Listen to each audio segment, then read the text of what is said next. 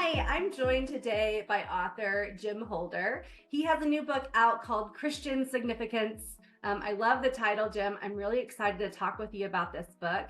What I'd like to do is just start this conversation off by having you tell us a little bit about what inspired you to actually write the book in the first place. Yeah, thank you. I wanted to write a book, and when I was doing the research, I to kind of narrow in on what I wanted to write about, I came across a poll by Pew in 2021 that stated that the U.S. adults that identified as Christians had dropped to 63%. This is down from 90% in the 1990s. So this is a huge drop. And as I was digging in on the research on it, it's just such a huge contrast between when Christianity first started, which exploded back 2,000 years ago. And it exploded at a time when basically the entire world was against it, right? Israel on one side, the Roman Empire on the other, you know, everybody was going after Christians. And it wasn't just a little persecution. It's like, people were being thrown in prison and people were dying, being killed for following this. But the interesting thing about it is that in the early centuries, Christianity grew so strong that it actually took its largest antagonist, the Roman Empire, and converted them to Christianity, which is just an amazing thing. But it didn't happen overnight. And it took 300 years of people not realizing that Rome was going to convert to Christianity, knowing that every day they could wake up and that would be their last day. But over the 300 years, it was just their belief in following these teachings of Jesus that propelled this forward from a couple hundred at the crucifixion of Jesus to 34 million in just 300 years, right? And this happened at a time where there was no internet, no phones, no social media, no way to do mass communication. And every day was the real potential that if you spoke to the wrong person, that could be the end of your life. So this led me to digging in as to why such a dramatic shift from the first centuries with the growth of Christianity to such a dynamic change of so many leaving the faith. And that's kind of why I zeroed in on this particular topic for my book. Yeah, I mean, that's so interesting. You're right. I mean, you notice just culturally this drive away, not just from the church, but from Christianity as a whole, religion as a whole.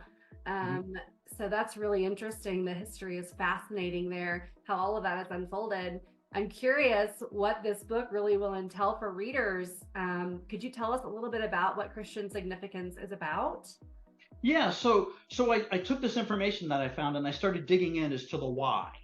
And so I've got information in the book where I talk through some of the topics and just how we act today that's driving so many people to be fed up and leaving Christianity or not wanting anything to do with it. And I also took what I think is a novel approach in that when you go back and you read through the Gospels, and right, all the way back then, even Jesus was clashing with the religious establishment of that time, the Pharisees.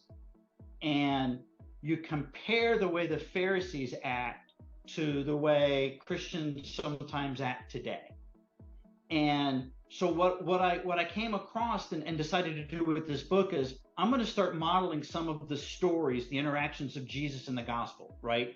The interaction with the woman at the well, and then compare it against how would somebody today have interacted with her, and contrast the two. And it really helps to show how different we act sometimes and how we act a lot like the Pharisees sometimes versus Jesus in these specific interactions. That's so interesting. I have never thought about that in reading the scriptures of thinking like, what would this look like if this was happening right now in our day? How would we react as Christians? How would the church react to this person? So I love that approach. I think that's really going to make some light bulbs pop on for some Right. people in general. Um, Right. Before we go, I'd love to know if there's anything else that you might be able to tell us about the book. any sneak peeks or tidbits or anything else that you'd like to share with Yeah, us? yeah. It's like a lot of what I started to explore, and honestly, as I was writing and researching and everything, it kind of pressed on my life some, because a lot of this is subtle stuff, right? It's what we're doing when we're standing in line at the grocery store. Right. It's a lot of those small things. So, we're not necessarily the people that are like getting the national news, the bad actor, right? That kind of stuff. But we are reinforcing every day in our interactions with others. Um, and we're reinforcing either their perspective and stereotype of their perception of Christians, or we're helping them to understand what Christianity really is, right? The life of Jesus, modeling the life of Jesus. And, so I've got some sneak peeks in there about things like, how are we on social media, right? What are we saying to people that we don't think about, right? What are we saying while we're standing in line and might be saying something in politics, right? There's an interesting thing in politics. Half the country is Democrat, half is Republican. And if you're standing in line and you're just making some kind of comment, you're alienating 50% of the people around you, and you're going to turn around and try and witness to one of them. So it's a lot of these little things that I hope to call out through the stories and some of these other things in the book, of how we need to be a little bit more mindful in just our normal little daily interactions with people. Yeah, I love that. And what a powerful message. Simple, but so powerful to be mindful of that everyday, interactions, especially on the internet. My goodness, we've all we've all seen how crazy that place can be.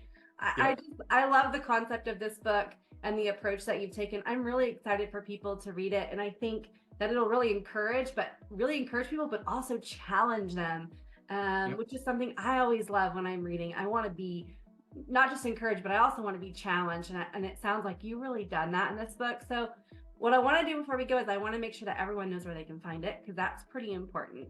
So, again, Okay. the author's name is Jim Holder, and the book is called Christian Significance. And I'm just going to give you a couple of the big ones. You can get it at Amazon, Barnes and Noble, Apple iTunes. It's also available as an ebook, which is great because you can read on the go.